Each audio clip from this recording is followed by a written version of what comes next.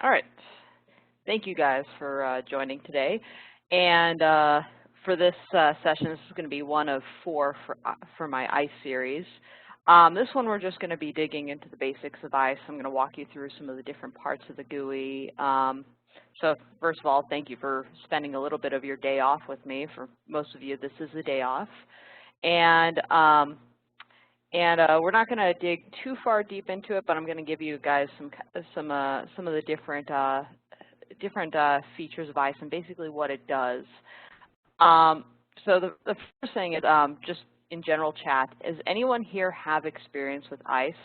Just go ahead and type it in chat.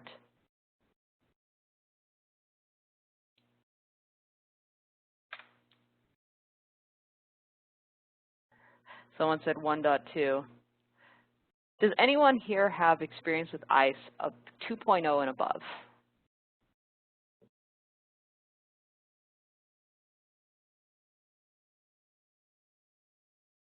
So 1.2, probably 1.1.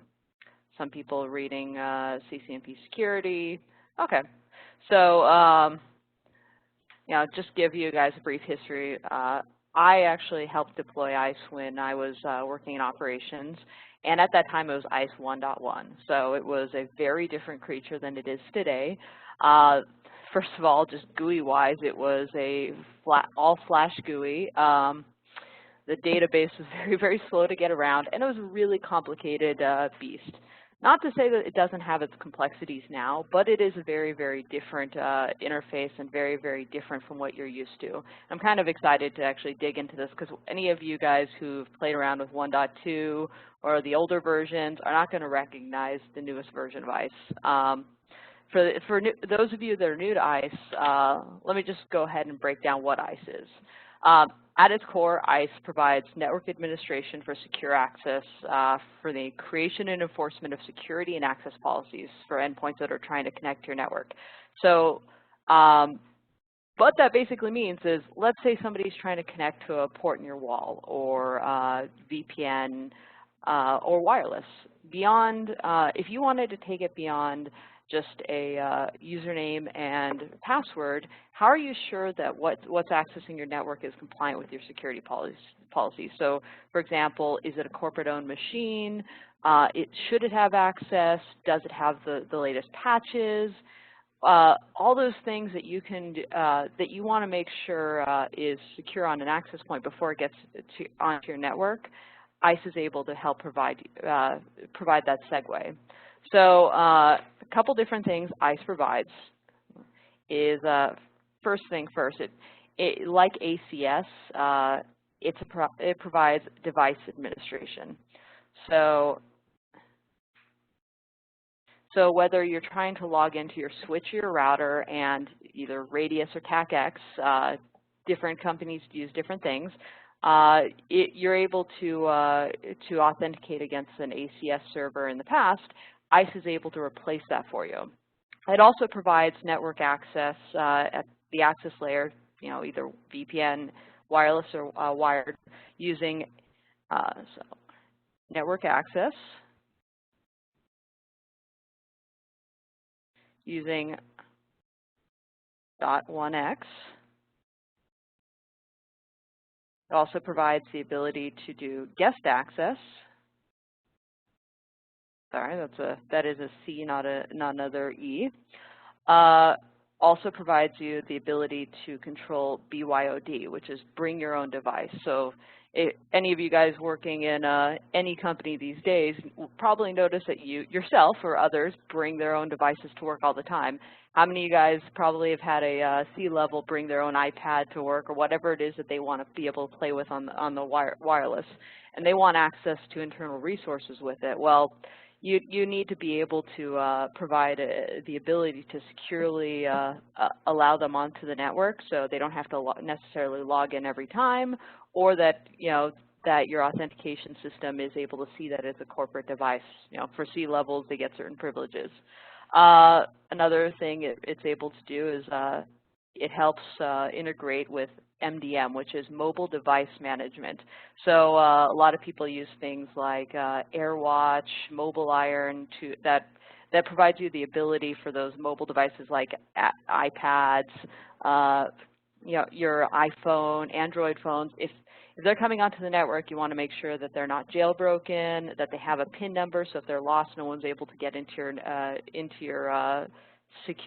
your devices, and the ability to remote wipe them. So what the MDM does when it's integrated with ISE is once the user logs in, it downloads before they're given access to the network, the MDM integration forces the user to download an agent, and that agent basically remote controls the device in case it is ever lost. So in that case, let's say you call into your help desk, and any of you guys who've ever worked in healthcare would understand. Doctor calls in, they lost their iPad, they use it for accessing EMR, boom, remote wipe it using MDM. So that's where that comes really in handy. Another thing it's able to provide is posturing. So like I was saying before, if you want to be able to make sure that these devices that are getting onto your network have the latest updates, the patches, it has at least antivirus installed, that's where posturing comes in. So it can either be done, posturing can be done through AnyConnect, if it has AnyConnect installed. There's a posturing module that attaches to AnyConnect that lets ISE posture the endpoint. You can even make sure that certain applications are installed.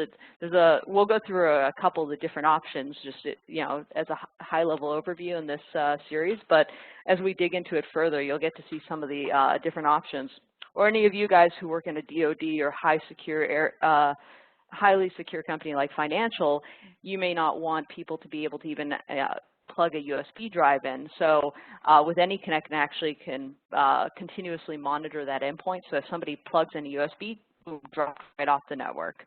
Another thing it provides is profiling. Profiling is usually used, and we'll dig into what a supplicant is later, but certain endpoints can use .1x, and certain endpoints are dumb. So like, for example, like access points, CCTV cameras, some dumb utility, IP utility that you put on to the network is never going to be able to present a certificate or username, or if it forwards to a splash page, it's never going to be able to enter in credentials. It's a dumb device. So what ISE does is it's able to take attributes that's provided by the switch and be able to basically say, okay, based on these number of attributes, I'm able to correctly identify this as an iPhone or a Samsung camera. And based on my policy, I'm going to give this only access to the CCTV, server, because that's what my policy states should have access to. It's really flexible. You don't have to turn on necessarily all of these options, but it is good to be able to apply roles-based access to every device coming in, and that way, whether someone moves them from port to port or they're not having to sit there and configure each access port. The second, as long as ISE is doing profiling or that's an ISE access port, ISE will automatically, look at that device, say, based on my policy, this device should be given this much access or be put into this VLAN, and drop it in. And the last thing that I would say ISE is an information exchange. Now, this is kind of a new concept as of ISE 1.3. So any of you guys in ISE 1.2 and above or below, you guys probably have no idea unless you're reading my blog or various other data sheets. So ISE introduced the idea of an open architecture. So before ISE.1, ISE.1.2, it was kind of a a AAA Radius server on steroids. So that's how I would have put it. And later on, with adding more and more features, it now has the ability to take this profile information and share it between other devices inside, not only Cisco devices, but a large ecosystem of partners. So if you guys wanted to look at this, all you have to do is Google Cisco Ice Ecosystem, and you'll be able to see. So there's about 80 different partners from third-party companies that ICE is able to integrate with. And I kind of see it as now it's taken a step beyond a AAA server, and it's now kind of the glue between different security systems. So for example, let's say ICE and PXGrid here. And you have, switch down here. And an endpoint, connects to your network. Let's just draw a really ugly looking computer, so apologies for this. And it sends authentication information to ICE. ICE lets the computer on. And ICE is also sharing contextual information with, say, your firewall up here. And let's say the firewall determines that it sees malware come through, and at the time that it came through, it wasn't able to stop it, but it determines that this device, which is owned by, let's go ahead and say a JP's device. JP's device downloaded malware. It sent, and with that PXGrid integration, it's able to determine which device, what user, MAC address, a lot of information it wouldn't normally see unless it was layer 2 adjacent or it was integrated with Active Directory, and even maybe it won't even see what profile it's given unless ICE is sharing that information.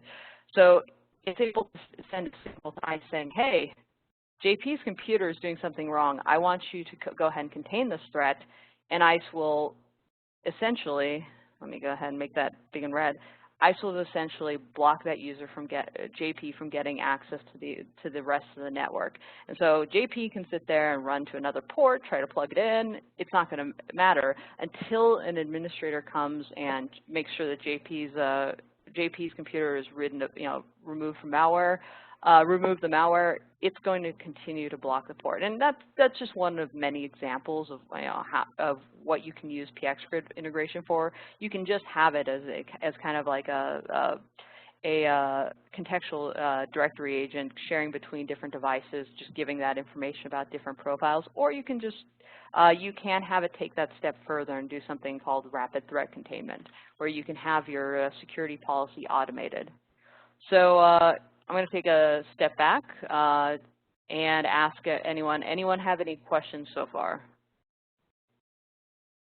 And I'm going to save these slides as I go as well, because I want to make sure you guys get a copy if you have any questions.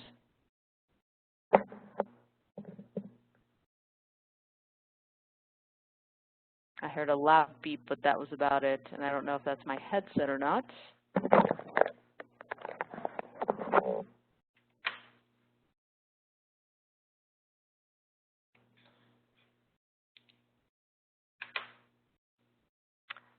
If you guys have any questions, go ahead and feel free to type them in chat. I'm going to give you guys a couple minutes. I'm trying to make sure we do regularly scheduled questions.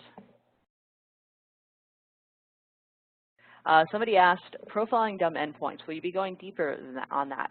Yes, we have 4 different sessions set up, so eventually I will be getting into profiling. If you have any questions about the meetups, if you go to meetups.com/RouterGods, you can take a look at the meetups. I've kind of put the schedule of what I plan to do on each of the meetups. So there's an intermediate and kind of an advanced. So this one we're going to be going over some high-level ICE stuff and then digging into the GUI. The next one we're going to be going through some different policies and the policy logic. Eventually we're going to get to profiling in the 3rd session, and the 4th session is we're going to be digging into PXGrid integration more, creating custom profiles, posturing. Tac-X configuration isn't really advanced, but I figure I'd tack it on there. Does ICE provide endpoint security, similar to SEP? It can issue certificates. ICE is its own certificate authority, but you can integrate it with your own SEP server. It also has MDM integration, remember, so if you have, if you wanted to install an endpoint, take additional steps above that or above posturing, you're able to do that. But remember, posturing is just checking for certain things that are on the device or certain things that it's not doing. MDM is having control of the device once it's disconnected to from your network, you know, an ISE network, and you know, wherever it may go afterwards. And it's checking it at a deeper level usually. It's, you know, I believe that you know, when it comes to MDM, you know, ISE can't control what you do after you disconnect from the ISE network. It can't remote wipe your device, for example. So that's where MDM takes that additional step. And if you look at the partner ecosystem, you can see a lot of the MDM solutions that have integrated with ISE. It's a fairly long list of different partners.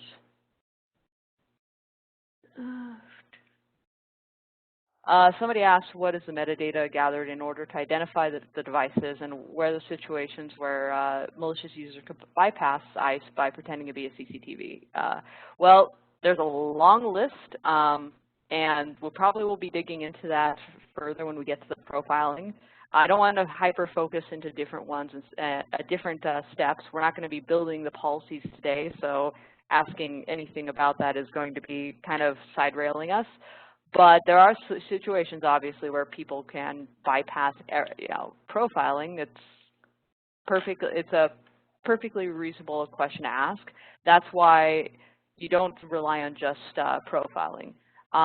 You would, for example, if somebody is able to bypass every single profiling attribute, and you would still only make sure that they have rules-based access. So nobody knows what your policy is unless you let them see it or they see a device. So that's why I say, if you know, for example, if your CCTV camera connects to your network, only give it the access it needs to have. So if it gets on your a switch, for example, does it need to have access to your data center? Does it need to have access to your user VLANs or the internet? No. So you couple that with the level of access it should have access to. That's why a good profiling policy doesn't just give the keys to the kingdom. You make sure that the device has only access to what it needs to, or the protocols you need to. So for example, if it's a phone, you can make sure that that phone only has access to RTP and skinny traffic. Anything else outside of that probably shouldn't have. So I'm going to move on because we're getting on, or skipping ahead to different sessions. So I wanted to make sure that we stay on task for this one, because remember, I am going to be doing 4 different sessions, so we don't have to jump into every feature of ISE too deeply today. So, as I said before, at its heart, ISE is a AAA server. For some of the newer folks on here who may not know what a AAA server, I'm just going to go over that really quickly with you. So, and apologies for my messy handwriting, but this is I can't even blame the Surface on this. This is just my messy handwriting. So the first thing is authentication. What that means is that it verifies the user. It verifies the identity of the user endpoint. Not giving it access, it just verifies their identity. So it could be the endpoint identity, the user identity, or both. Initially, when you're authenticated into anything, you're not given access until you're authorized. So the next, obviously, the next one is authorization. So this is where ISE verifies the level of access that you should be given. Now you can do a big fat permit any as long as you're authenticated, but it's typically not advised in a real corporate environment. And then accounting. So basically, the third A, it means it keeps a record of the users accessing the network and what they were given access to. So when you think of a Tac-X server, or ISE being a Tac-X server for your device administration, That's where it's where it logs who logged in at what time, what commands they had access to, et cetera. When we're talking about somebody logging into, connecting to a port, I'm thinking somebody connected to a port with their .1x enabled machine. ISE was able to identify them using a certificate on the machine, and then the user was given access to the internet and HR servers only, and it was able to do this through a downloadable access list. So, and they were put into maybe VLAN 100. That's an example of ISE accounting for what that user had access to.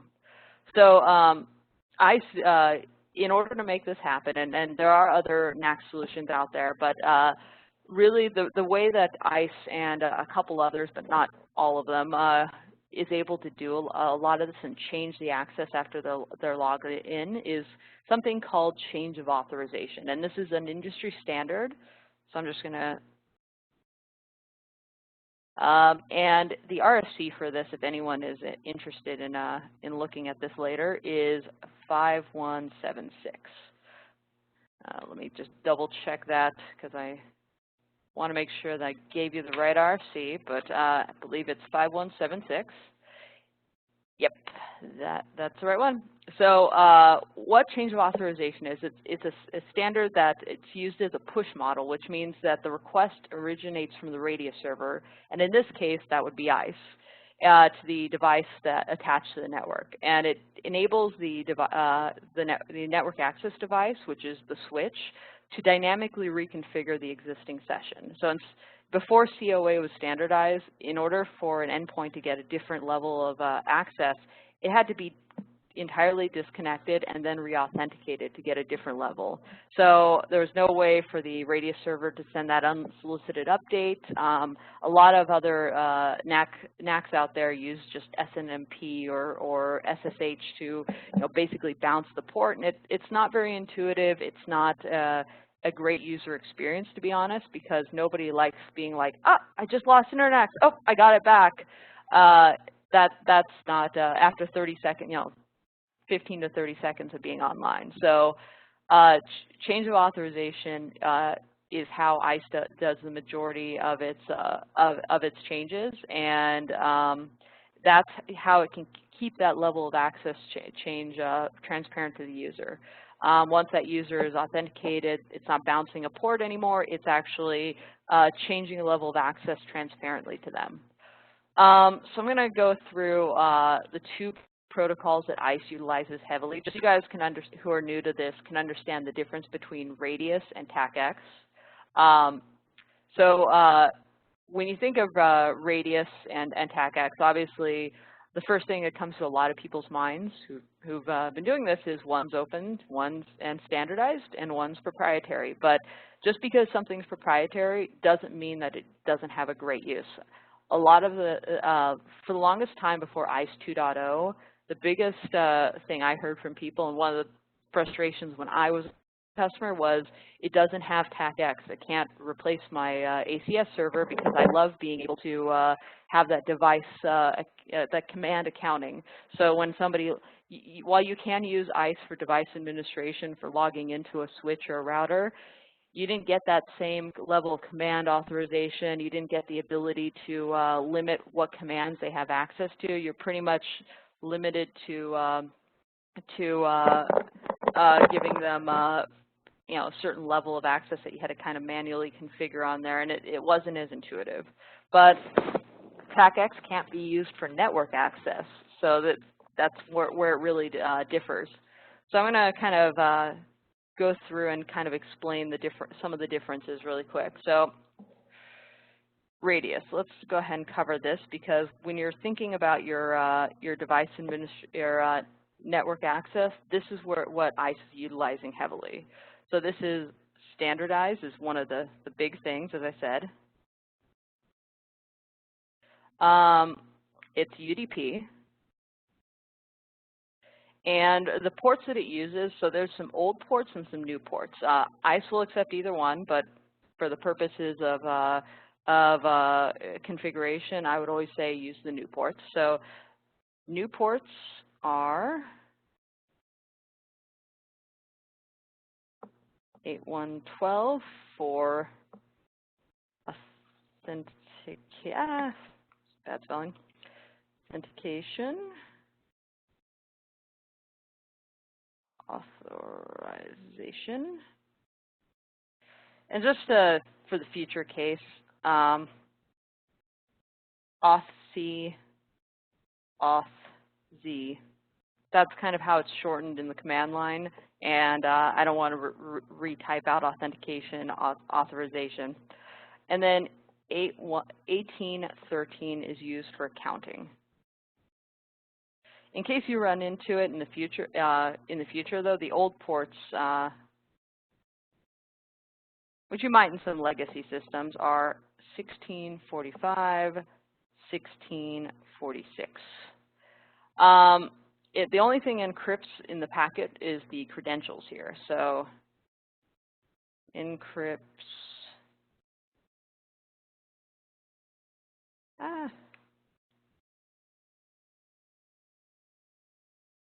credentials. I'm just going to hit that. So ICE, as I said, the ICE works with the old and new ports. What Radius uses is something called attribute value pairs. So like, let's say the ICE server or the admin wants to send something back down to the network access device. And everybody, I'm sure, here was going to have a Beavis and Butthead moment with this, but what is typically referred to as a network access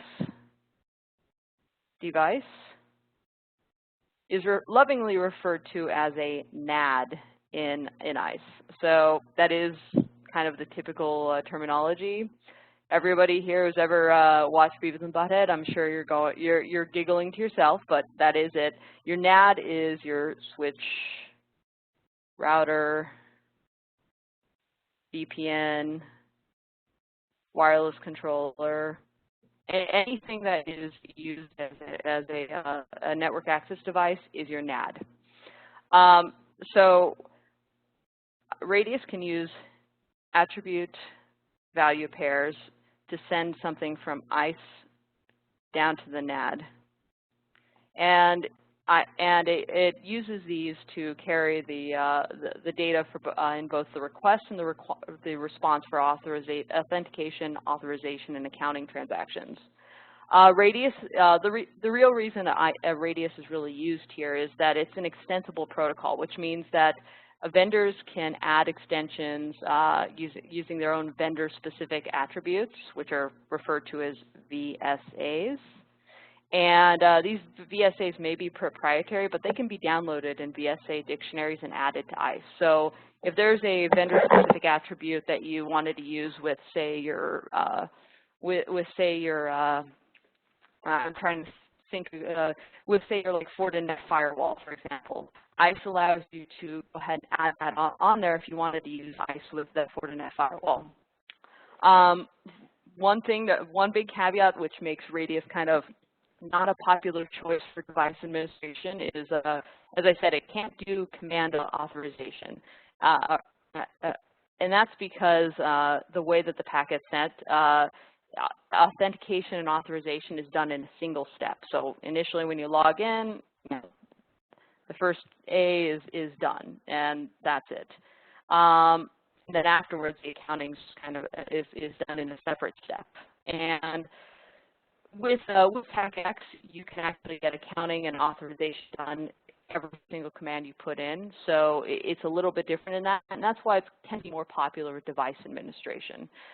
So you can sit there and authorize just certain commands. So for example, in my ICE lab, for my demo users, I only authorize them to, go to certain interfaces and shut and unshut just those interfaces, just 2 ports. You can't do that with Radius. You're pretty much stuck with some creative workarounds, but that's about it. So for Tac-X, let me go over this really quickly for you guys.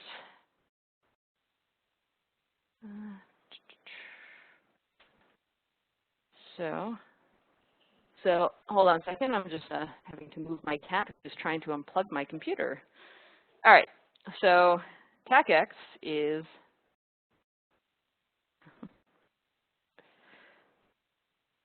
proprietary, utilizes TCP, port 49, and one big difference is encrypts entire packet.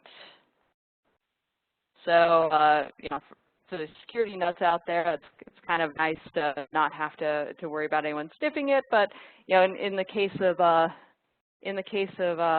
you know, typical Radius packets for network administration, that's not a big deal. But for you know, for Radius device administration, that may not be so preferred. So it's just one of the things that you should be aware of.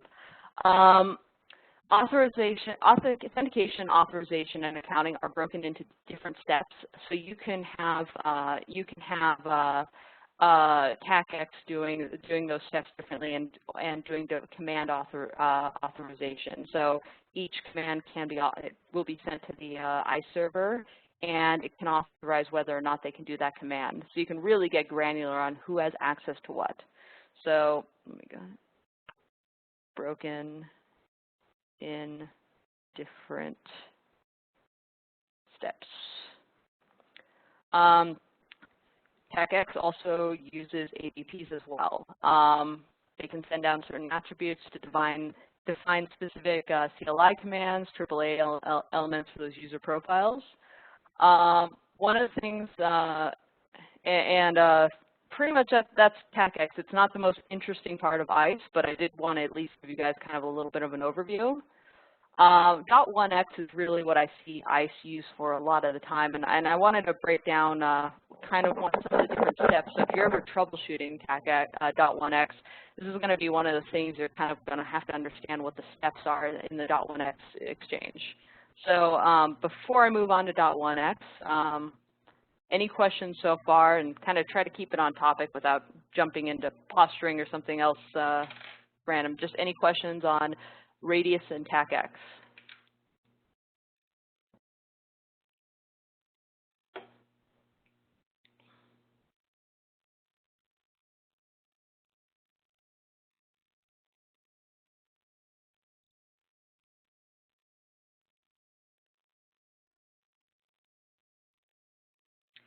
Somebody asked me if I could repeat what an AVP is. So that's an attribute value pair. So that could be attributes that are sent down from ISE to the NAD.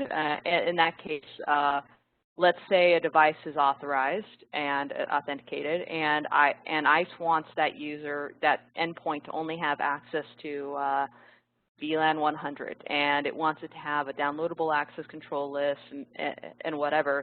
It basically will send down those attribute value pairs in response, granting only that access, and that network access device will basically use those attribute value pairs to assign access to that port. And somebody else is writing something, but I only got half the question. I don't understand. Somebody asked if Radius and Tac-X is built into ISE or if it's separate. Prior to ISE 2.0, it was not built into ISE. It was only able to do Radius. And as of ISE 2.0 and above, you can use it for Tac-X.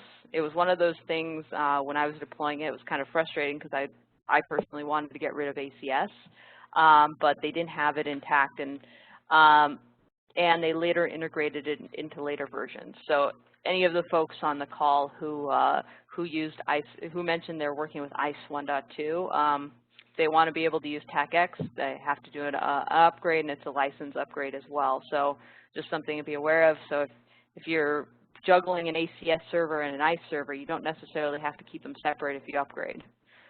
So I'm going to go ahead and move on to .1x. So the whole idea of .1x is to authenticate the user or computer before it's given access to the network. So .1x can use it's a layer 2 protocol on the actual switch itself, and or the wireless controller, either one. And it can use machine credentials, such as a MAC address, AD credentials, a certificate on the endpoint, to basically authenticate against ISE and show that that device should be logged into your network. So if you're trying to control whether or not people, only corporate devices are allowed into your network, then enabling .1x and building some policies in ISE would be able to help you do that. So these credentials are sent from the actual computer to the NAD, and the NAD then sends it to ISE, which is the AAA server. ISE will look at those credentials, determine if that user is authenticated, and then assign authorization privileges based on that. So there's kind of three roles. These are the three things that play a part in this process, and I'm kind of going to walk you through this really quick. So the endpoint, which let's go ahead and call this the computer, which is JP's computer. This is referred to as a supplicant, and it connects directly to a switch. So we're going to make this a little bit neater. And this switch is equals NAD. And then there's the AAA server, which is ISE. Is your Radius / AAA server. I'm just gonna ISE baby. I've been waiting for somebody to make a parody, and I will pay $20 to anyone who actually does a parody video of ISE baby with this. But so I'm going to kind of walk through the steps that it takes for ISE and this client to log in.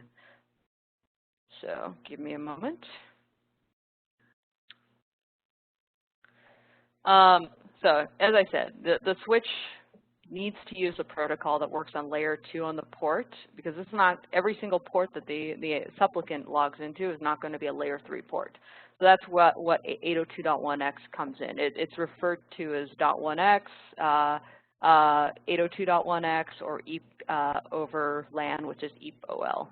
So just to give you guys some of the terminology that .1x, this is pretty much all the same thing. So you guys hear this referred to in the industry, you guys kind of understand it's all coming from the same place. EAP is just the layer 7 part of the packet. 802.1x is a communication method between the switch and the endpoint. Radius packets are what are used from a layer 3 perspective to send from the NAD to the actual ISE server, because ISE servers are not necessarily going to be on layer 2 if in most cases, so it's got to take that layer 2 packet and the credentials and package them up in a way that ISE would understand, and that's where it's sent as a Radius packet. The switch itself, though, the NAD, it doesn't store any sort of user credentials, so that's something to be aware of. That authenticator is only the switch, which is also called an authenticator.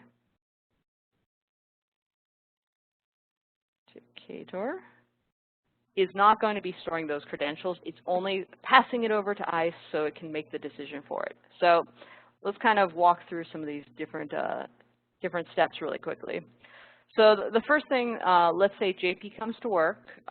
He decides, I'm going to plug in my computer, or I'm going to turn it on.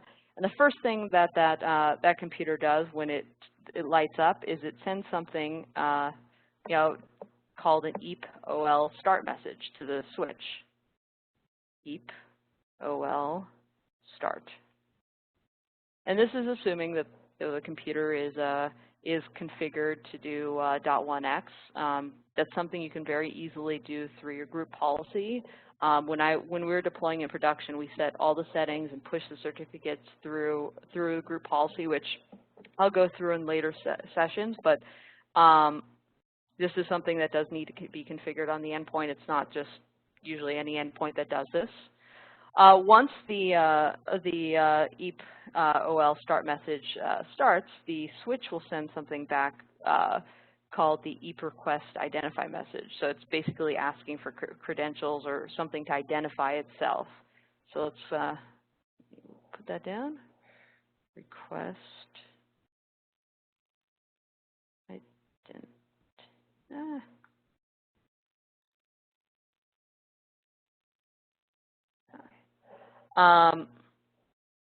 And the supplicant will basically provide its identity in the response, maybe like a username in response to the switch. So EAP response.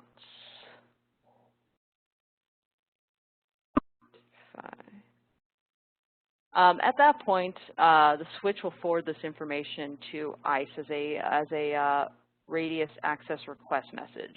So Radius access request. And at that point, ISE will verify the supplicant's identity and send an access challenge back to the supplicant, basically via the NAD. The Radius packet from the server will basically contain the challenge and the authentication method to be used. So in this case, if you're saying PEEP EAP-TLS or PEEP MS-CHAP, and I'll kind of jump into that afterwards. If that's not making sense to you, that's okay. But the authentication method that it wants it to use, it's going to send that back to the NAD, and then the NAD will be sending that to the endpoint. So Radius access challenge, and this at that point the switch will send this over as a EAP request. EAP request, and the supplicant will then respond with the appropriate message with its credentials, such as a password or certificate, and that the NAD will then forward that over to ISE. So EAP, not an R, EAP response. Then it sends it over to ISE as a Radius access request.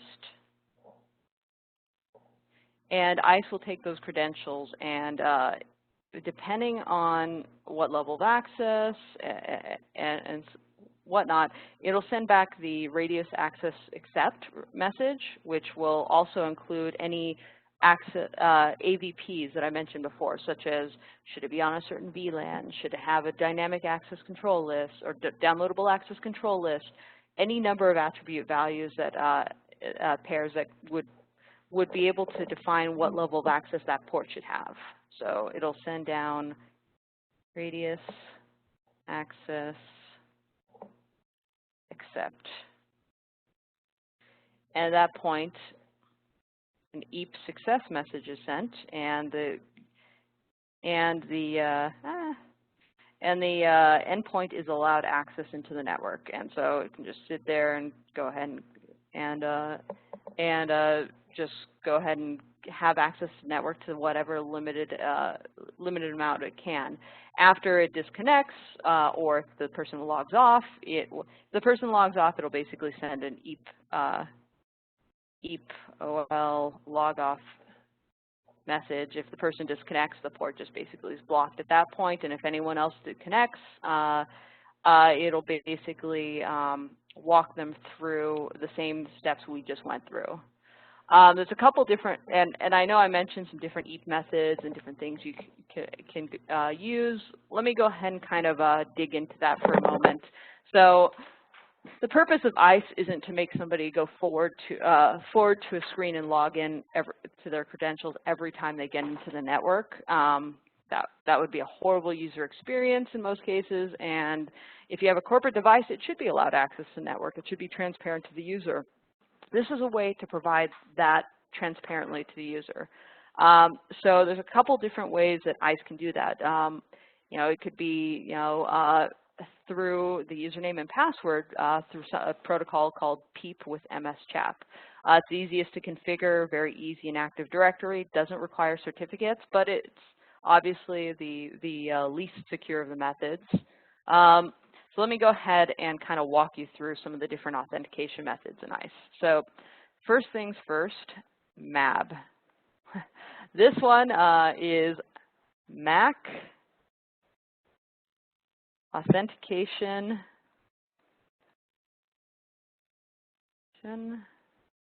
Bypass. Anyone want to guess how secure authenticating by a MAC address is?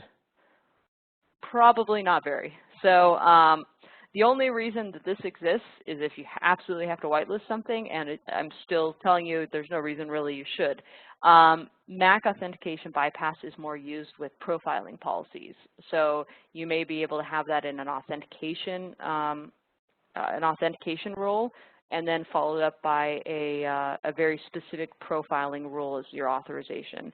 If just because, as I said, just because something's authenticated does not necessarily mean it has access to your network. So let's say I have a policy rule where I look at MAB. So that's just basic authentication. But then I have more specific policies saying that my WAP should only have access to my wireless controller. My phones should only have access to talk on RTP, skinny traffic, and maybe my CCTV cameras have access to CCTV server. Everything else that beyond those three things will get a big fat deny any at the end.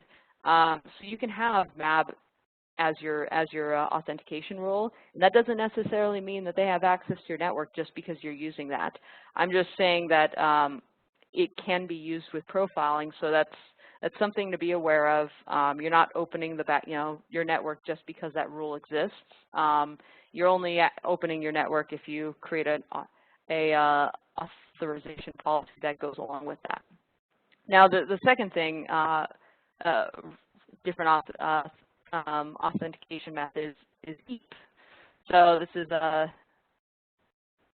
is what I was talking about when it comes to .1x. So there's a lot of different EAP types out there, and I'll kind of show you once we get into the GUI. But overall, EAP can be secure, it can be not secure, depending on what kind of EAP you're using. Think of EAP as an authentication packet that can have an outer authentication, which refers to the process of just creating the secure tunnel, so the username or certificate information or password inside can be passed from the supplicant to the ISE server.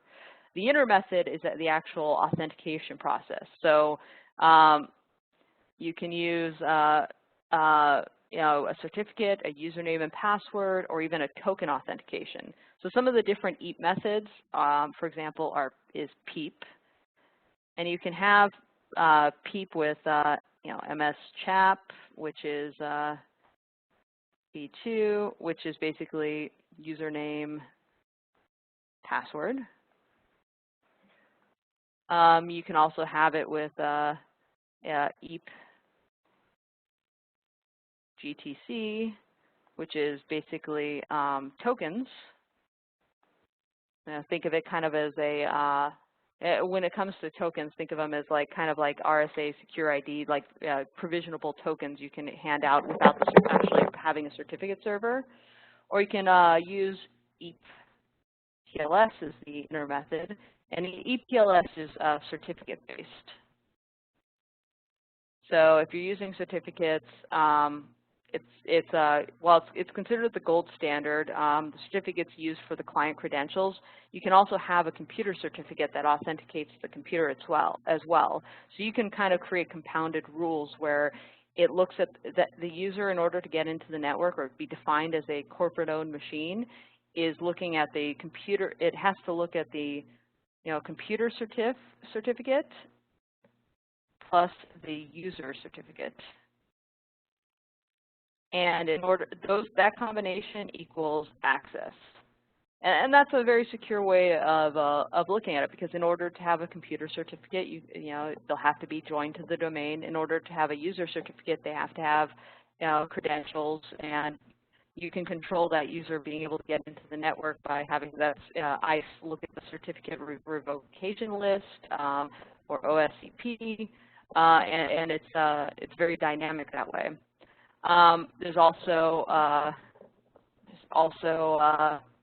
Eat Fast, which is a Cisco proprietary protocol, which requires any connect, and it can do cert chaining, which is, you know, this as well. So it's looking at both certificates, and it also has the ability to provision access points by something called a PAC. PAC is basically a protected access credentials. These are kind of like tokens, so they can be provisioned manually without authentication, basically anonymously in band, or with authentication. And the thing with PACs are, if you don't want to deploy a PKI infrastructure, you have a smaller network and it would be too much of a hassle, that would be a secure way of doing it, of having that secure access without having to deploy your entirely new PKI infrastructure. So I'm going to take a quick step back, ask if any questions so far.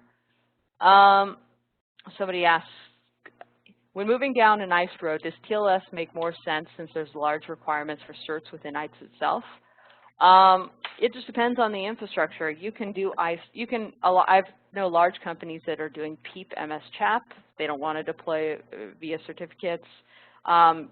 Tokens are completely acceptable as well. It really just depends on the amount of on what you want to do. So again, you're not doing something wrong by doing it one way or the other. I know that if you have an existing PKI infrastructure, then yeah, it makes sense to utilize it to its fullest, because if you already have it integrated with AD and you wanted to go ahead and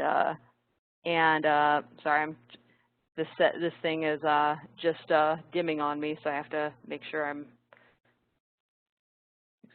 okay, back to full screen. So if you wanted to go ahead and use your existing certificates, that's a great way to use them already. So it's something, it just depends on your infrastructure. I can't say it's the best way to go or not. If you already have them out there, and it's just a great way to piggyback on. I mean, I'll walk through in future sessions, like what I do with a group policy to push certificates on. I think it's pretty easy to do. It's just, do you have that existing infrastructure? And you have to make sure that everybody logs in and gets a certificate, so you're not having, before you start controlling and deploying ISE to actually control the endpoint. So that it always takes a little bit of legwork.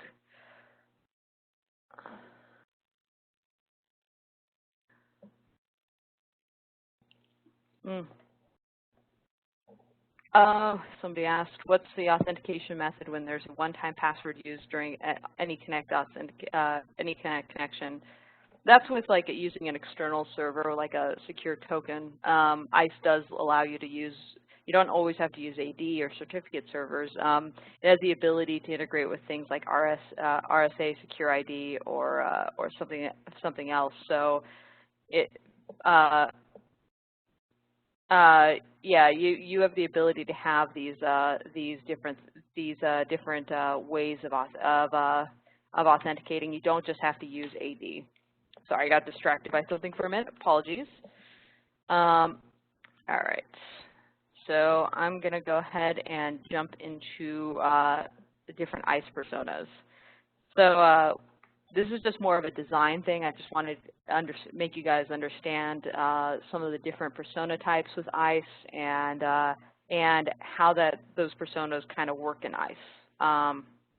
Hope I'm not going too fast, but I am recording all of this, so if you guys need to rewatch it or ask me any questions, you guys know you can find me in our chat. So ISE by default has 4 persona types, and the way these personas are deployed depends on will either limit you or give you more scalability. Obviously, there's two different reasons why you would want to have more distributed deployment. You know, HA is one of them. Obviously, if something's going to be controlling access into your network, you don't want to just have it all on one server and let it be done. These personas can be separate, or they can be all in one ICE VM. If you have them all in one ICE VM, there's a certain maximum endpoints that ICE is going to support. It's just kind of the way it is, because one server can't handle, you know, 500,000 requests coming to it. It's just, you'll overload the thing. So there are, even though these guidelines are a little advisory, don't try to put all of your ICE server, like all your ICE personas on one server, and then try to throw, you know, 50,000 endpoints at it and wonder what happened. So I'm going to kind of go through the different persona types real quick. So give me a moment. So the first one is an administration node, and this is typically abbreviated as a PAN, so Policy Administration Node. This, you can have up to 2 of these in an ICE distributed deployment. And what this does is it performs all the administrative operations on ICE and all the system-related configurations. So you create your policies here, and it pushes it out to the rest.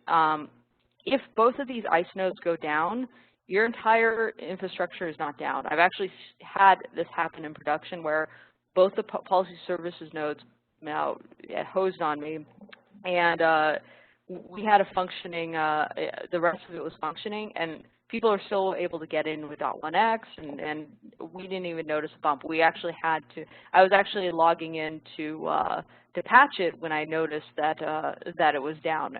It had been down for God knows how long by the time I had noticed. So probably a couple weeks, but because everything was functioning correctly and there was no policy changes, I didn't have to log in. If these admin nodes go down, but the other nodes stay up, you can still do most functions. The only thing that you can't do is, only things I should say, is you can't make a profile change to an existing endpoint. You can't have a new endpoint learned via profiling. You can't change guest passwords or onboard a new guest or new user through BYOD.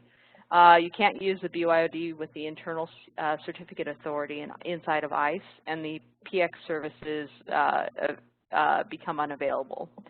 So at that time, when these went down, I wasn't using it for any of these services. I was using it for .1x and basic AD credentials for guest. So when these policy services nodes went down, nobody noticed until, you know, a couple weeks later. The next one is something called Policy Services Node, and this is abbreviated as PSN. And you can have, as of ICE 2.1, up to 50 of these. These are the real workhorses. These are the ones that get all the access requests from the NADs. They provide network access, posturing, guest access, client provisioning, profiling services. They evaluate all the policies and make all the decisions. When you put a switch onto the network and configure a radius group, these are the guys you point them at. You can have up to 50 of these, and kind of the architecture works as you can, you know, let's say you have some major sites all around the U.S. You can have, like, you know, one at each site as a VM, and then, you know, a couple in your data center, and just create, you know, in these switches have, you know, radius, you know, group. My handwriting's really bad right now. Radius, group, ICE, and then, you know, configure like different ICE servers pointing to these guys, and including this one, so that way it has fallbacks in case one ever was to go down. In my deployment, when I was doing in production, we just basically had 2 data centers, and we had one in each, and that was enough for us, where we didn't really have to worry because both data centers were working at any given time. So it really depends on how many, you know, how HA you really want it, but what's really important is, you know, for most access are these guys. If these guys go down, you can live for some time without it. There might be some guest services, but these guys right here are the important ones. Then there's the monitoring node,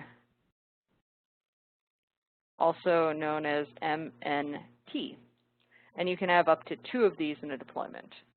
These function as the log collectors. They store long-term messages from all the admins and all the policy services nodes in your network. They provide some advanced troubleshooting tools and monitoring. So obviously you don't want any of these to go down, but again, you would still be able to live if it did. And the 4th node type actually was what was introduced inside of ISE 1.3, which is your PX Grid services node.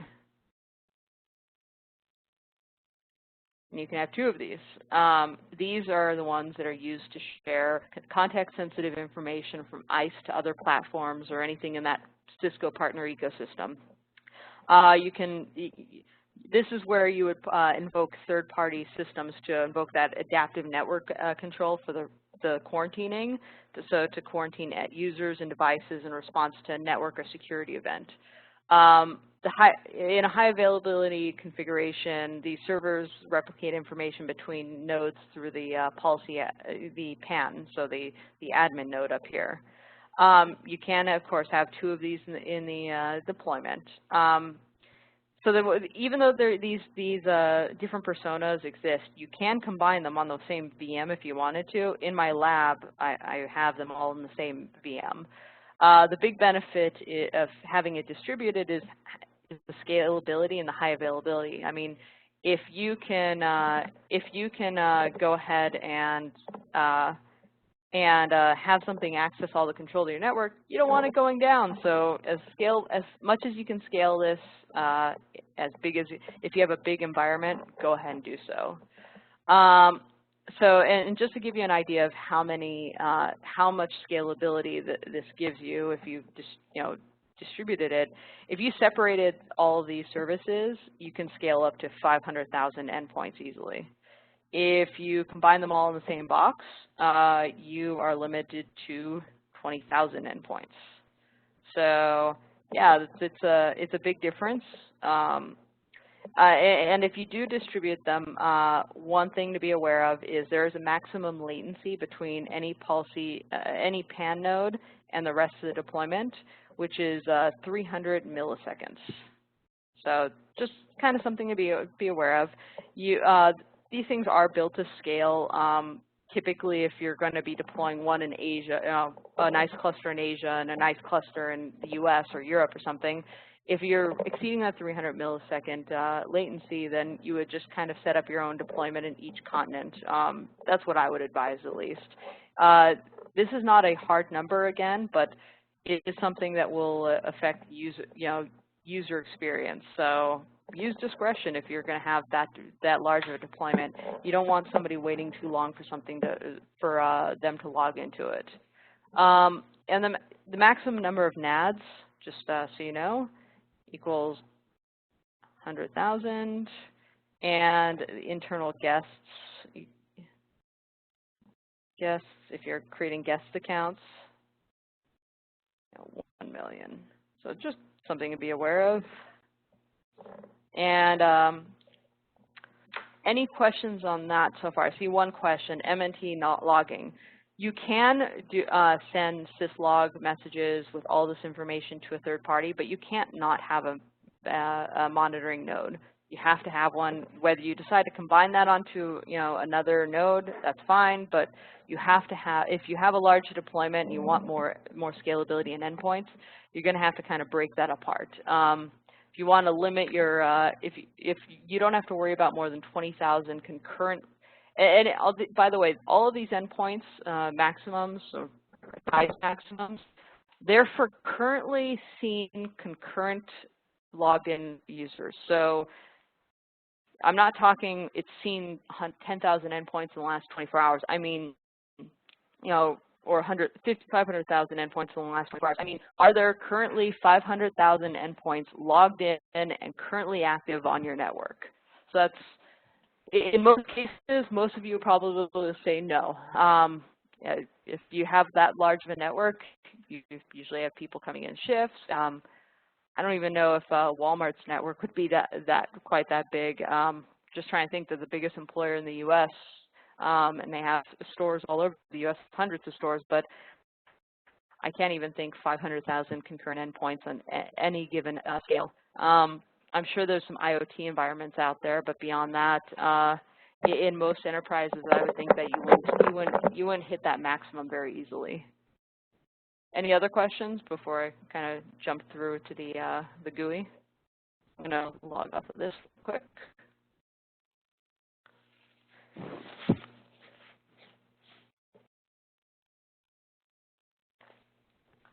If anyone has any questions, feel free to ask. I'm just shutting down my other computer real quick that I was using for whiteboarding.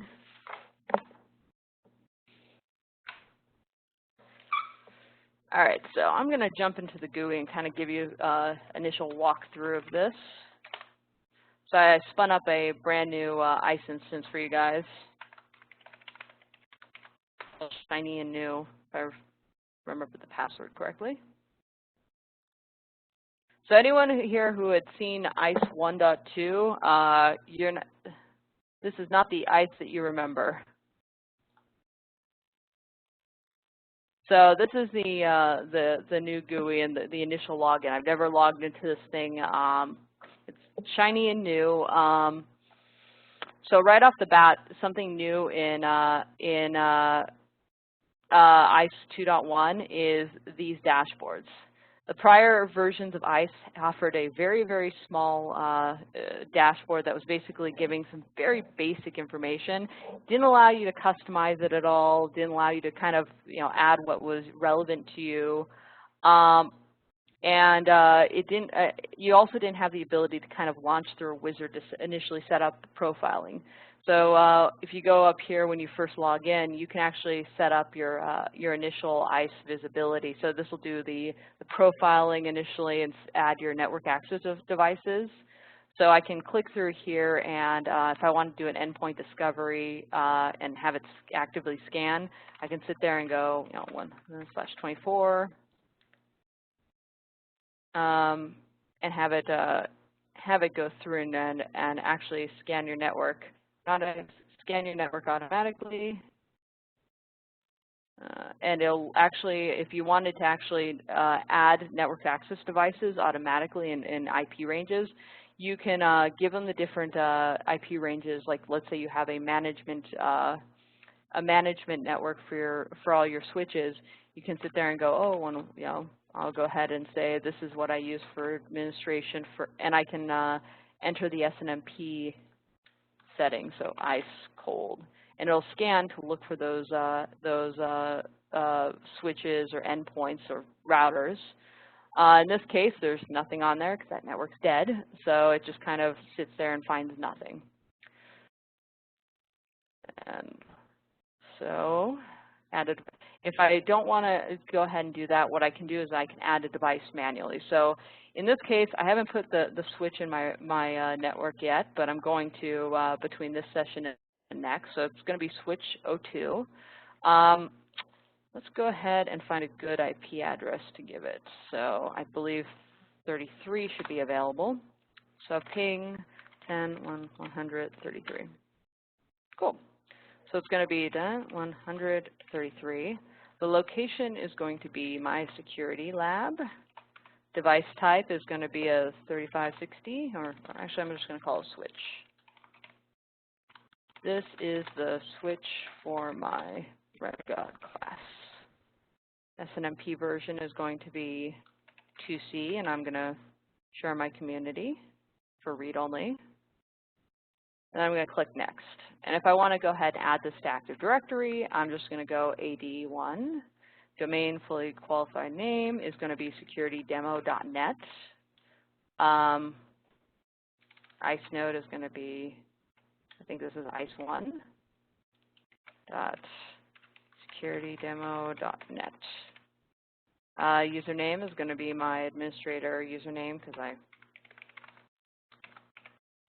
And let's go ahead and say CN equals computers, PC equals security demo. This is your full name of your domain. Not sure if this will go through because I'm just going to click next. So if I had actually put that in right, it would have been joined to the domain. It would have added the devices, which I could have either had manually scan or I could have added manually, and then it would start profiling endpoints based on what was connected to those devices on using SNMP.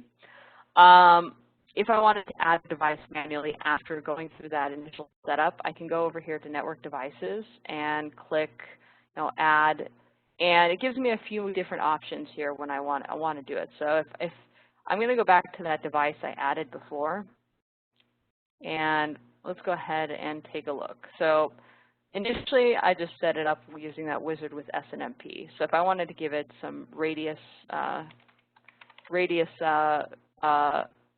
going to go ahead and give it a shared secret for radius. If I want to configure Tac-X later, I can go ahead and go through that. And TrustX is something we'll go through in later sessions, but if I wanted to configure the TrustX password and information, I can go ahead and put it there.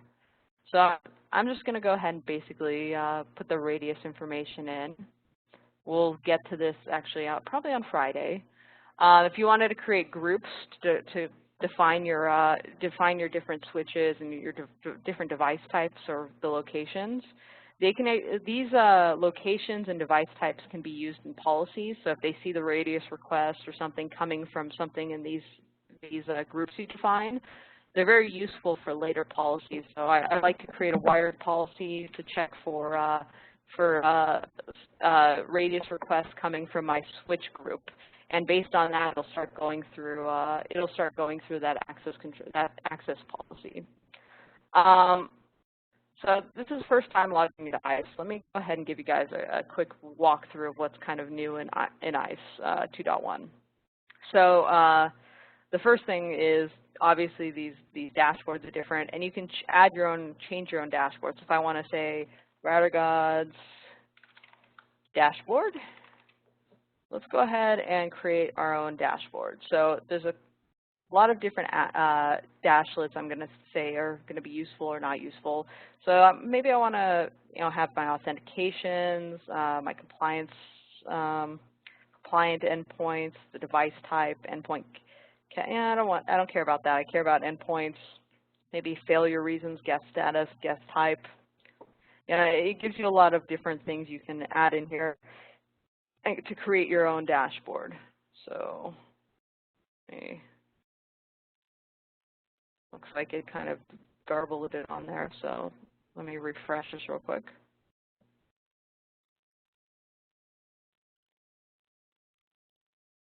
There we go. I had to refresh. I think. So anyways, these are I just created my own custom dashboard for what's relevant to me. This custom context visibility wizard, kind of a new thing as well. And just so you guys see with endpoints added on here, I'm just going to pull up another instance of my ICE instance that I have. It's a separate one, but it's used for my my labbing. And let me jump on a corporate PC real quick. This endpoint's connected to a switch that's connected to this ICE instance. So I'm going to log in as Jessica Jones, because who doesn't like Jessica Jones on Netflix? Someone who's un-American, that's who. So I'm going to log in, and so when you're initially watching somebody log in, this Radius live log right here is very useful. It kind of shows you the most recent transactions blow by blow. So in this case, this endpoint, this computer, only was no one was logged in. So my policy was to give it AD only access, and it downloaded this access control list to the port. Once I logged in, it granted me employee access for Jessica Jones and put the access control list for IP for employee access. So some of the different things I can kind of do in here is I can do an endpoint debug on here. I can modify the collection filters to see what I want to really collect about that endpoint. If I go over here to live sessions, I can even bounce the and end the session, so I can do a session reauthenticate, terminate. I can change the access or make Jessica basically that endpoint be reauthenticated. If I go over here to that context visibility, which is new, I can see. Let's take a look at the endpoints that are logged in, and let's refresh to see the one that I just logged into. Definitely not Mab username. So Jessica Jones right there. On this endpoint, or on this page, I can actually do a change of authorization, or I can even assign a policy where I'm going to quarantine the endpoint. So if I assign that policy to quarantine Jessica Jones and go back to my Radius live log, I'm going to see that change take effect. So, oh, that's the wrong one. I'm at my old ICE instance. So here we go. Jessica Jones was quarantined based on what that change I just made. If I decide, okay, Jessica Jones is fine, I want to let her back on, who doesn't want a superhero on? All I have to do is click revoke that policy I just assigned. Jessica Jones is allowed back on. So quick thing, you'll see her access change really quick. Sometimes it takes a second to show here.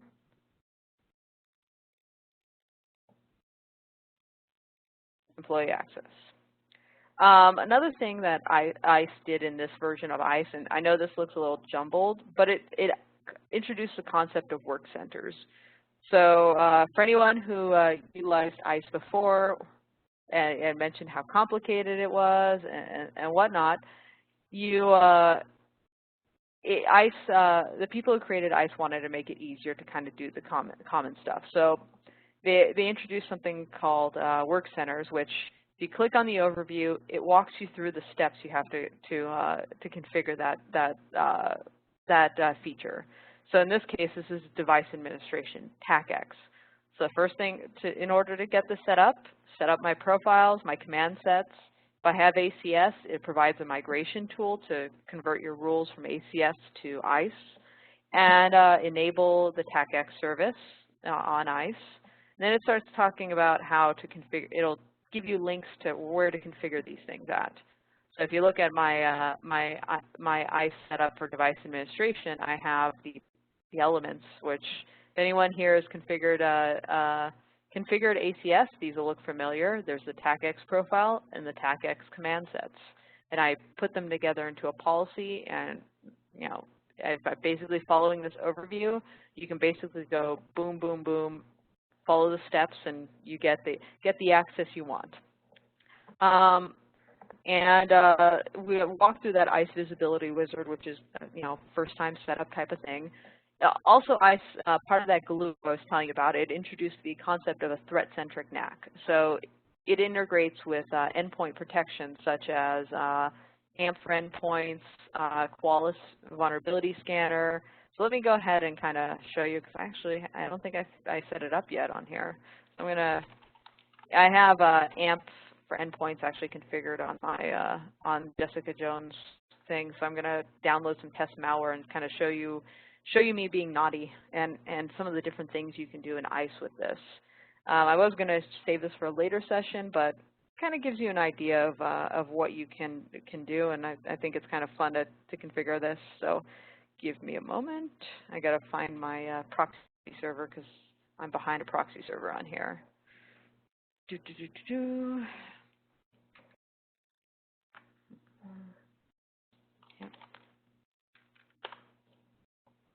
me a moment, guys.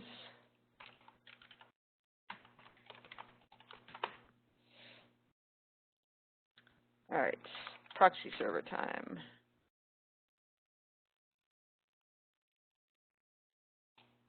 I did give you, oh, I picked the wrong one. My bad.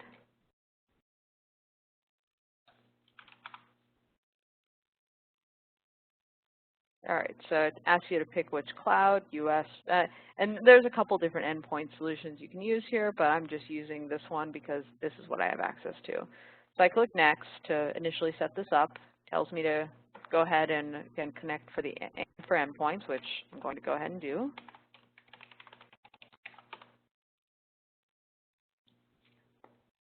And in this case, I'm going to give ISE access to the records from AMFRA endpoints for this demo lab, which is my lab. So I'm going to go ahead and allow, and it'll forward me back to ISE and enable this. So when I download malware and it fails to be quarantined, it's going to show up in ISE, and I can go ahead and write policies based on this or quarantine based off of this. So just give it a moment to think and finish this setup. While it does that,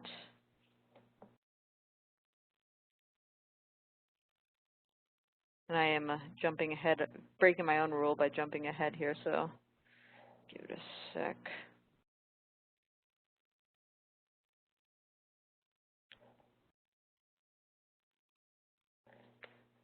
All right, so finish. Now we're going to go ahead and see ISE connected in just a moment. Refresh, refresh. There we go. So best thing I know to configure to download test malware is ICAR.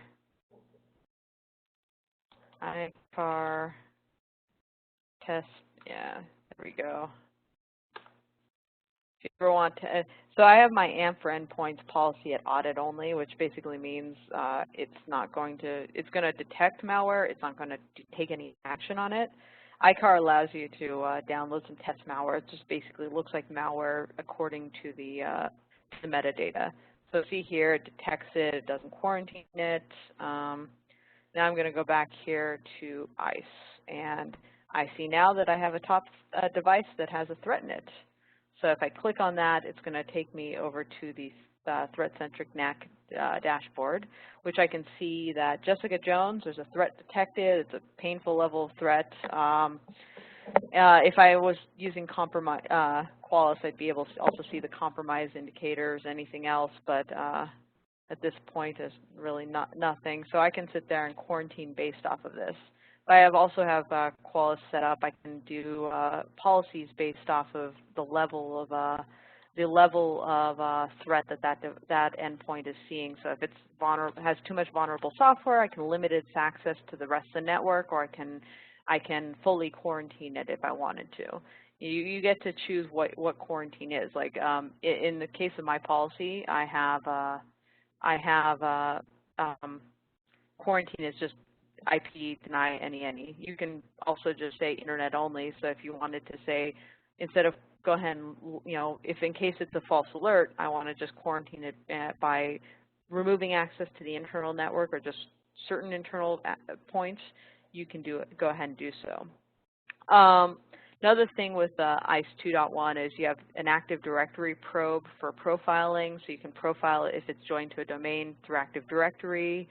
That ACS to ISE migration feature I showed you before, the ability to utilize third-party NADs, and some of the external identity sources, so ODBC, Radius tokens, RSA secure IDs, SAML ID providers, and it also has integration with Microsoft Intune, SCCM integration. You can even do, there's even Chromebook support, and so kind of some new things in I'm just naming a couple different ones in ISE 2.1, but they really stepped it up in terms of some of the different features they have here. And for those new to ISE, if you guys have the ability to download this VM, if you have it on a support contract, you should be able to download it and run it 90 days initially for evaluation. And you'll be able to go through these overviews. And if you just follow steps, you should be able to do most common tasks. So it's not as much of a not as much of an uphill walk anymore, trying to figure out, oh, do I have to configure that? This. It's not. They don't leave it as much of a guessing work. So kind of a cool thing I really like about this. So let me go ahead and, so we walked through how to add a device to ISE. Certificate management is kind of one of the things I wanted to walk you guys through too. So in ISE, certificates do play a big part. So if you have a distributed environment, you usually have either a certificate authority, which everyone trusts, so you guys can join the different ISE nodes together. ISE is also capable of being a certificate authority for purposes of BYOD or PX Grid integration. The thing about PX Grid integration is the way they communicate is they have to have shared certificates. So it can either be one issued by ISE or by your by your certificate authority if you have a PKI infrastructure. In ISE, so if you do have a PKI infrastructure, you want to make sure ISE supports it and has it trusted. So the first thing you would do is log into your Active Directory certificate services. Click on this link, download a CA certificate chain or CRL. Download it in base 64 format and click Download CA certificate. I'm just going to save it here, and you add it here to your trusted certificates. So I'm going to import this as CA root. Trust for authentication within ISE, and trust, I'm going to say trust for client authentication. And this is the one that was just downloaded, so submit. So now my ISE is trusting my certificate authority as a trusted certificate, a trusted CA authority. Now, if you want ISE to be able to utilize your certificate authority for like EAP authentication, if you're distributing certificates, what you're going to have to do is configure a certificate signing request and request a certificate for ISE.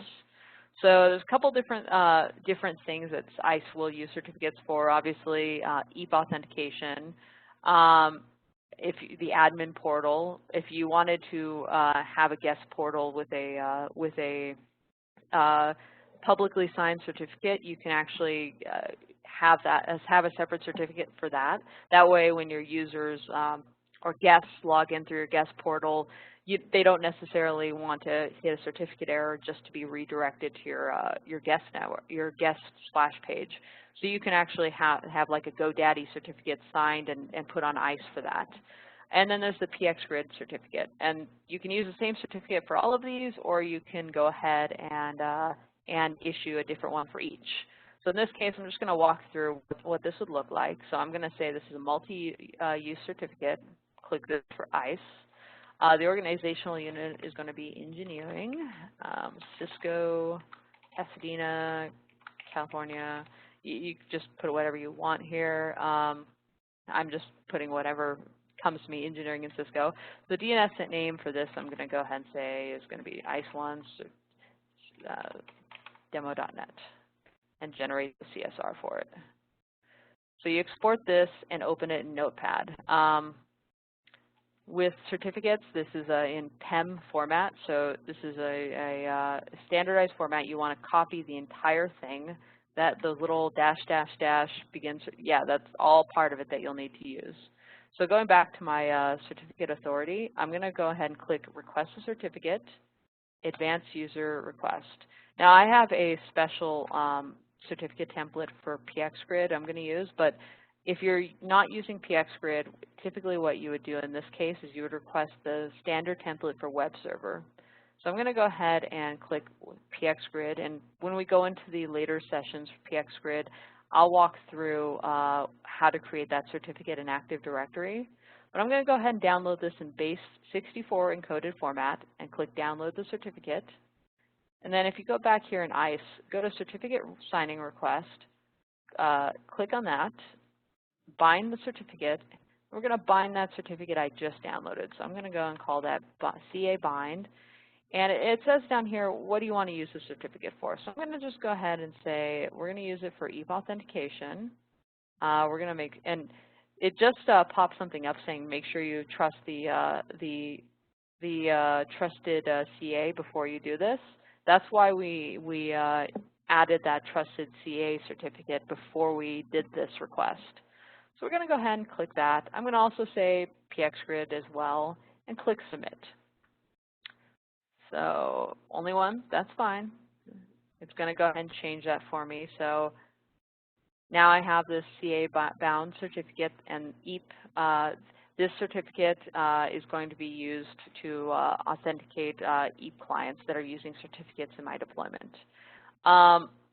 Let me go ahead and go through a couple different house cleaning items I like to go through usually when I'm going initially signing on to a new version of ICE or new ICE. So the first thing I want to go to is my deployment. It's under ignore this. So administration system deployment. You click on your ICE node here, and this is where you can assign which personas it'll be. So I'm going to turn on PXGrid because I've already given it a PXGrid certificate. I'm also going to go ahead and enable threat-centric NAC. I'm not going to worry about this till later. If I want to enable device admin for TAC-X, I'll go ahead and do that. And I'm going to worry about this one later. So I'm going to click Save and save that really quick. You can also turn on what kind of profiling this will accept by going to this ICE node. So I can sit there. Some of the different profiling probes you can use is NetFlow, which I don't typically see used, to be honest. DHCP, so if you're using like a DHCP helper address to ICE, ICE will look at that DHCP packet, and there's a couple different attributes it can kind of pull out of there to determine whether or not, you know, like the MAC address, the host name, and other things such as that. It also will look at, and it'll help probe that from that DHCP packet. Now you don't. As tempting as it is to turn all of these on and how wonderful it would be to get all the profiling information, in reality, a lot of these are redundant. You can get a lot of higher fidelity information from certain wisely using the probes than doing every single probe there is. HTTP, these are for like HTTP probes from like when users get to the splash page or redirects. So it'll get to see that information, and sometimes you get to see the OS type in there and other information. Sometimes, depending on the browser, it also gives the wrong information. So something I wouldn't rely on HTTP probes as the only thing. You might want to filter certain types of browsers and whatnot. Radius. These are things that are pulled from the actual switch, such as from the Radius probe. So, you know, it could be from CDP, LLDP, DHCP, HTTP, MDM from the iOS sensor, a number of things. So the Radius probes I usually see turned on. You can also do from networks an Nmap scan, have the DNS probe perform a DNS lookup of the fully qualified domain name. There's SNMP queries and traps that can be sent to the devices. And as I said, some of these things are a little redundant. So look at that, CDP, LLDP again, ARP. So there's no reason to necessarily have that turned on as well. This is for SNMP traps you may configure for like link up, link down, and MAC notification traps. So it's useful information. And this is new as of ICE 2.1, the Active Directory probe, which we'll look at to see if that is joined to the domain and additional information that AD actually pulls from that device. So you can go ahead and click Save and enable and disable these probes based on, you know, you can have different probes turned on different ICE nodes just based on here. Licensing, this is where you can configure, you know, add licenses to ICE. As you can see here, I just spun this up, so it's that 90-day trial.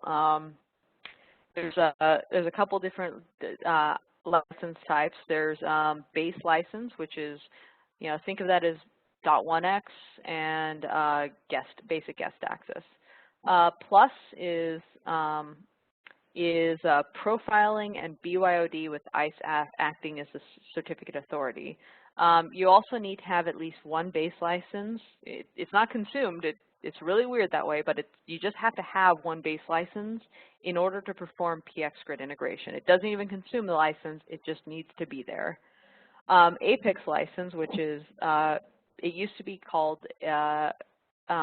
advanced, and the Apex license is MDM, posturing. So, you know, if you are doing profiling, you need to have at least one base and one plus for one device. If you're doing posturing, you need to have one base and one Apex license.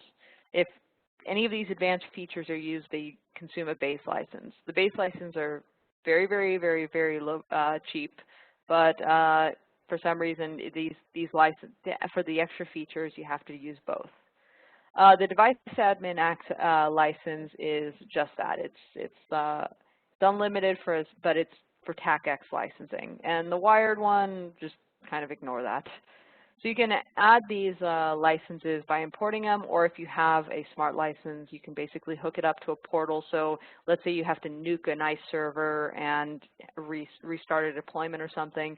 You don't have to tie it to a specific serial number. If you're using smart licenses, you can basically move it around to deployment. It's always connected that way. And then of course this was the certificates where we just looked at. And the big time, most of the time you spend time in systems certificates, trusted, and the certificate signing requests. The certificate authority part, this is where ISE acts as a certificate authority and issues certificates to BYOD onboarded. Now, right out of the box, a lot of these things are already pre-configured, so you don't typically have to go in and reconfigure it. But if you wanted to add a external SEP profile and use your CA servers for SEP, this is where you would actually configure that. So your SEP's profile URL, the name of it, and you can go ahead and create it if you don't want to use the internal CA. Somebody asked if they could send remote logging to like a syslog server. Yes, this is where you create the remote logging target here, and then you would configure the different logging categories and have them sent. So if I wanted to do AAA and edit that, I can move that target over here, and it will send that to the external server. The maintenance, pretty easy. Patch maintenance, backing up, and create your repository for backing up. Data purging.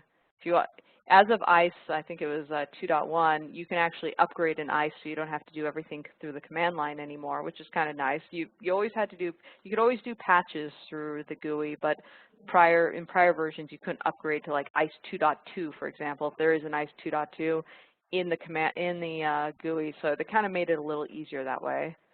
Admin access is where you can configure users for basic ISE administration. Now, they already have some set policies in place. As you can see here, you can add a user over here in admin users, and then just go ahead and add them to these different pre-assigned groups. This is also where you would configure an external, tie an external AD user to group to admin group. So I'll kind of walk through that in a bit, but let me go ahead and kind of walk you through a couple more settings. So right here, there's client provisioning. If you wanted to go ahead and download the latest here, you can go and enable that.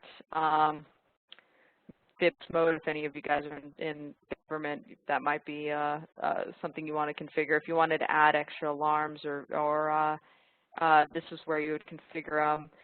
Posturing, if you want to make sure that you have the most up-to-date posture rules and updates, this is where you can configure to automatically download. So obviously, more AV vendors, signatures, update packs get added, and if you want to make a posturing rule based on that, you would want to make sure your ISE updates are your ISE server is updated with the latest. So this is where you can actually configure it to automatically download or trigger a manual one. With profiling, you can configure it here whether or not you wanted to have what your custom SNMP strings are. If you want change of authorization to happen, if a profile, for example, changes, you're using a profile currently and you download an updated one. Do you want it to make any changes to the existing connections? You can say, no, don't do anything, do a port bounce, do a re-authentication, and that's where you would configure that here. Couple different settings here I'm going to kind of call out. So right now, by default, ISE suppresses anomalous clients and repeated authentication. So if something declines multiple times over and over again or authenticates correctly over and over again, ISE is just going to show it to you once. But in terms of troubleshooting, this would be useful to turn off if you're troubleshooting something and you're not seeing why it's not connecting. So give me a moment. If you wanted to configure a proxy server because you're behind a firewall and a proxy, this is where you would configure it for ISE. SMTP server settings for mail relay, this is where you would configure it. SMS gateways, so these are useful, so if you wanted to make sure that, for example, you were creating guest credentials and you wanted to have the guest automatically sent their credentials for, like, via text message, and your SMS gateway isn't automatically here, you can go ahead and make sure it's added. This is just basic NTP information. Now, the policy sets is something I really like to configure. It makes everything make more sense when you're creating policy, and every time I see a deployment without it, I recoil in horror, and then I would go and promptly change it. So without policy sets, this is how a policy looks. You got one long page of authentication policy and one long page of authorization policy. To me, that's not intuitive. I don't want to have to reorder stuff and possibly have something snag the wrong thing or have really long rules to try to make sure that that they are fitting, you know, a certain thing. I don't want to have to list a long amount of conditions to make sure that it hits the wired instead of wireless. So this is where policy sets makes a lot of sense to me. It makes it a lot easier to configure your policies. So if I click enable, this is going bye-bye. So going over here to my other ISE instance, this is what policy sets look like. So you have these little group policies on the side here, and when you create a policy set, there's a top level condition it must match for it to even start going down these lists. So in this case, device type equals my firewall. If it equals my firewall, then look at this. If not, it'll skip and see if it matches the next top condition. So instead of having to reorder different authorization and authentication rules in one big long list, or adding a bunch of conditions to make sure I don't accidentally mess up and it hits the wrong rule, I can go ahead and make sure that any changes I make to wired policy only affects wired, or any changes I make to, you know, my security demo corp SSID only affects anyone coming in on that SSID.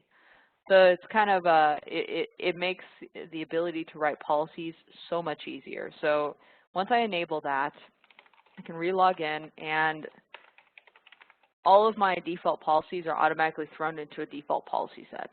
So let me go ahead and kind of show you what I mean. So now there's no longer an authentication and authorization page. When I go to policy, there's a policy set.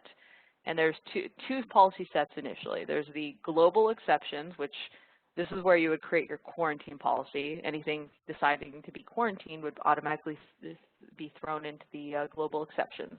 And then there's the default policy, which is whatever is, you know, seen as your default policy. If you can't nuke the default policy, but you can disable it.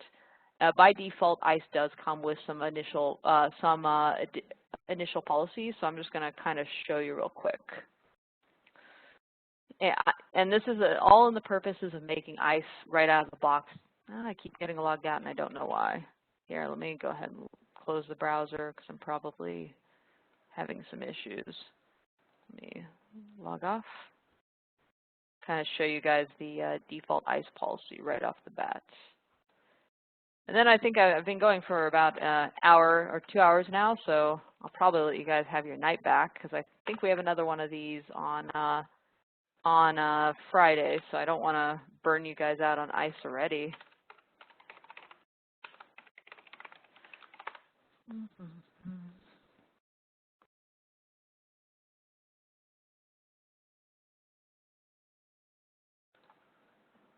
So let's go over to policy sets and the default policy set. So right off the bat, ISE does have some initial rules, which are initial policies. So if you're looking for basic guest access and you know, BYOD, it's already configured for you. Some basic posturing as well. So right here, your MAB rule for profiling, and it uses internal endpoints, .1x, which for wired or wireless, .1x, and it's using all identity stores. So in this case, it's just internal AD store, and So I've got some different policies here for BYOD, guest onboarding. They're mostly all disabled. If I want to enable them, I just go ahead and do so. So if I had like a wireless controller and everything right off the bat here, I could initially set up guest access by just turning all of this on and guest posturing. Now we'll dig into posturing and other things in later sessions, but I kind of want to show you that part of making ISE is easy to use as possible is they kind of hand you your initial policy for most of the easy stuff right off the bat. .1x through the certificates given out for BYOD. So I'll go walk through what the rules are. So you've got initially authenticating for any profiling stuff and .1x, and it's using the certificate authority inside or any internal users configured in ISE, because I don't have it currently configured to an AD server. This first rule basically is for anything blacklisted on wireless, go ahead and black hole it. Second rule is anything profiled as an IP phone, give it IP phone access. Anything profiled as a non-Cisco IP phone, go ahead and give it non-Cisco IP phone access. Anything shown as it passed authentication and it's compliant, permit access. Anything that's shown as it's BYOD registered and we've seen the MAC in the certificate that it's presented, go ahead and permit access in BYOD. Anything, and this kind of walks you through the different things. And if if it's not seen as registered, go ahead and send them to the web authentication and have them access it that way. There's a couple different predefined ISE rules you can kind of use here, enable or disable, whichever one. That covers like BYOD, guest, and basic access right off the bat. Everything else, like .1x through your AD server and additional posturing, everything else, we'll walk through those things and create our own policies in later sessions. But I'm going to kind of stop this at 2 hours because I think I've probably taken up a bit of this time, bit of your guys' time. But quick thing, let me answer any questions. Somebody asked, is policy sets new in 2.x? No. I think policy sets were introduced around 1.3. I just like them a lot better because, look at my other ISE instance. Like, I can look down and not have to wonder what access rules are for what policy. Like, I can see it's wired, this SSID, what my VPN policy is. It just makes a lot more sense. It's an easier way to group your policies, and it's a good way to not have to worry about, if you're doing that big long list for authentication and authorization, you have to add all these different conditions to make sure it hits the right device, the right users, the right level of access. Instead, you can just define that up here and then keep your access rules really easy. Somebody said that it looks like a completely different product from 1.x. How difficult is it to upgrade? Well, it is a process to upgrade because I would not recommend skipping the versions. First thing you should do if you're going to upgrade, back up your system, back up everything, and then do an incremental upgrade. They do say that you can skip versions, but for safety's sake, making sure the database stays all right, and as you're upgrading, your policies stay consistent, I would just err on the side of caution and go incrementally. So 1.3, 1.4, 2.0, 2.1.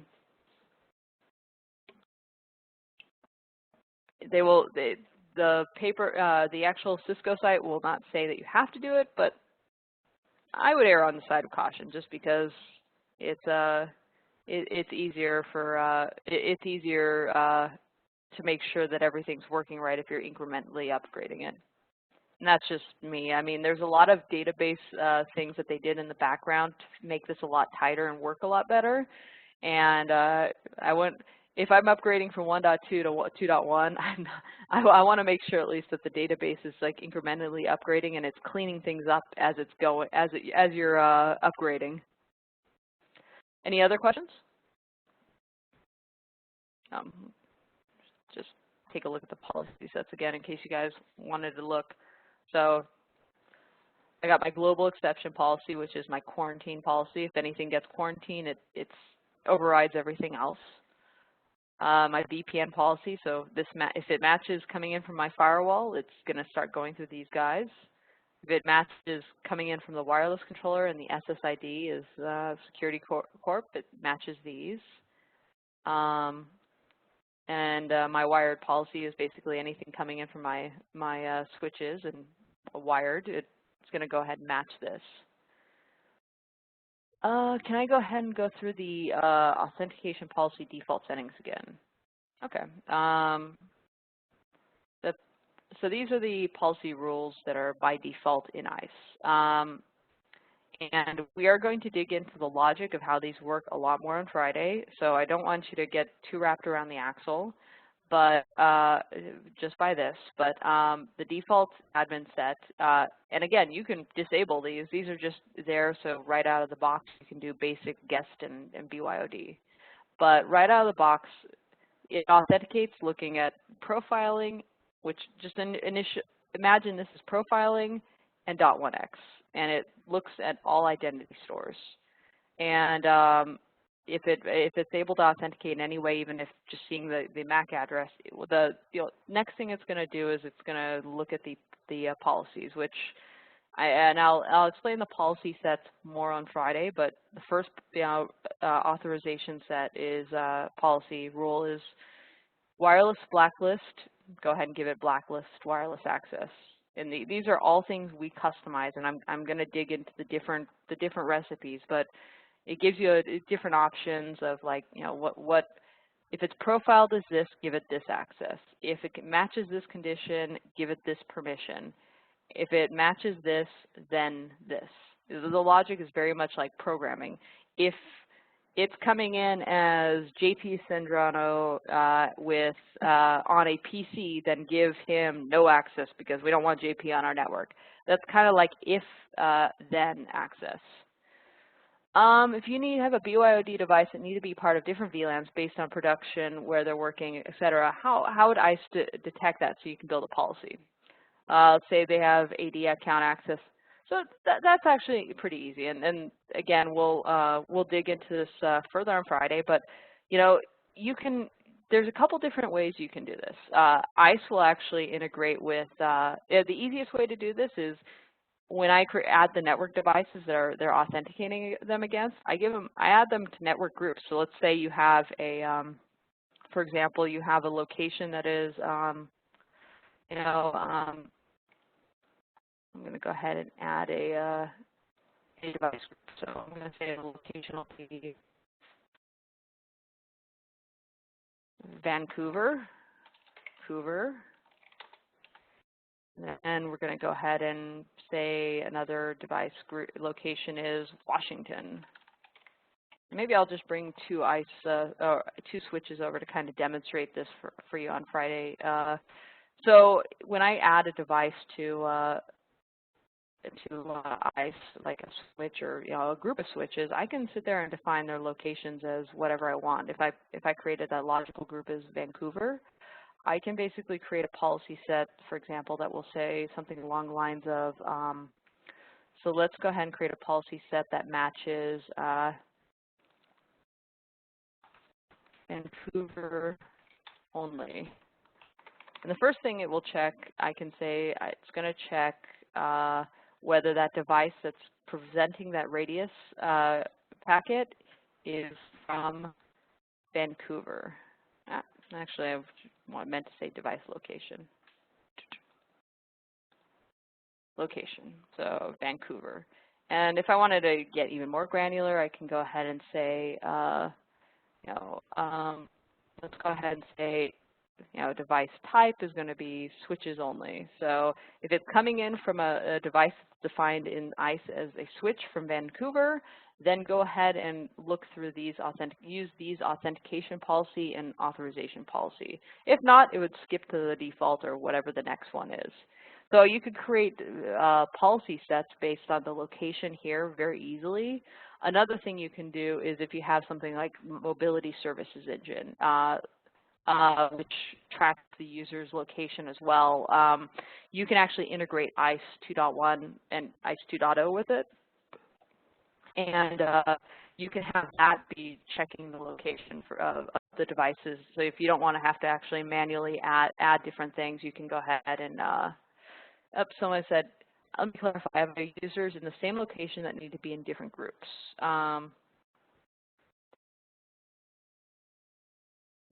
Based on different production. Yeah, that's fine. That can be, so they're different productions. So if they're in like do you define them in different groups in AD, like give them a different AD, like let's say, for example, they're working on the Manhattan project. Do they have a Manhattan project AD group or something along those lines? Yeah, that's easy enough. I can sit. So if take a look back on my more finished ICE deployment, I basically define here different admin, like someone part of the domain admin group is given admin access, demo user group is given admin access, employee AD group is given employee access. So I kind of define different access depending on what their AD group is. That's and it doesn't necessarily have to be on the machine, on the domain. One of the things I'll dig into on Friday is something called Easy Connect, and that's where it would be looking at the AD logs to see their login to determine what it's basically like sniffing the AD login if they aren't part of the domain, or if you're using if you don't want to use BYOD, and at that point it's given access based on the AD. But if you're using BYOD and you're issuing a certificate, or you're onboarding through MDM, that's probably the more controlled, safe way of doing it, because granted, the person I know is asking this question is probably wanting something a little more locked down. Okay, so if they're using private machines, how do they log into AD? Okay, that's fair enough. You can have a BYOD at portals. So they basically are forwarded to a portal that when they're forwarded to that portal, they have to log in with AD credentials. And at that point, they would go through a BYOD onboarding, which would, depending on what you want it to be, it could be forwarding them to an MDM server, which makes them download an agent, and it checks their computer and makes sure that they can be remote wiped. It could be something like posturing, where it's not downloading anything, but or it can make them download AD, or I'm sorry, not AD, AnyConnect to posture their device and make sure that they have, certain, antivirus or certain things to make sure that they are acceptable to get onto your network. There's a couple different ways of doing it, but if they're using a private machine, probably the best way is to have them forward to a portal and make them log in initially. At that point, you can decide whether you're going to have them posture every single time, or you can make sure that you can have them download like AnyConnect, for example, and have it continuously monitoring them, or you can have like a client. It's basically a dissolvable client. It's delivered through the browser, and it postures. It does basic posture checking, and then doesn't finish installing anything. A couple different ways of doing it. In your case specifically, I would probably go the AnyConnect way, just because of the nature of the information that you have. In your environment, and I'm not going to give details on who's asking this, but in your environment, you probably want to make sure that nobody's attaching a USB or downloading anything due to the sensitive nature of what's in your network. But anyways, I'm at the 2-hour mark, and so I'm going to stop recording this. And the gentleman who was asking this, I'll kind of carry this offline. Are there any other questions besides that? And ICE does have the ability to do a lot of customizations and different things, as you can see. Like, I came up with like 2 or 3 different ways you can kind of achieve the same thing. There's some best practices, and then there's some ways that if somebody wants to just kind of be as low imprint as they want, if they wanted to, if they worry about somebody wanting to download something on their machine, there's ways around that. but in general, it depends on the security in your environment and what your security policy is. So just remember that. All right, I'm going to go ahead and stop recording, and thank you guys so much. I know that it's a lot to spend 2 hours with somebody on a Monday night, especially on a day off. So hope you guys have a great rest of your night, and thank you for sharing at least a big part of it with me.